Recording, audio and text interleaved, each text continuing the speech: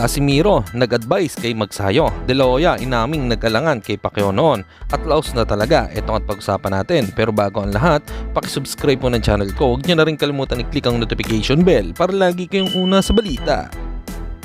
Mabagal na laban ang aasahan, balita sa mga pambato na isasalang, pasabog na video, lahat yan nandito.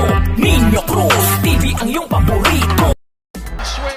Sa kabilang balita naman tayo mga kaboxing, ayon naman sa sinabi ni 3 Division World Champion General Cuadro Alas Casimiro sa kanyang kaibigan na si Mark Magsayo, nag-advise nga ito noon sa kanya na magdasal at tuloy ang pag-hard work training at magpakitang gilas sa laban.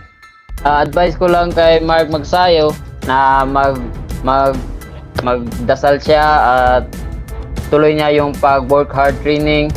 At saka yun, hard work lang, matutupad mo rin yung pangarap mo. Kailangan magpakita siya ng gilas sa laban para puputok yung pangalan na dito sa Amerika. At syempre, shoutout nga pong muli sa mga boxing fans dyan. Maraming po salamat sa pagsuporta. Dito na lang ang aking Boxing News Report. Babu!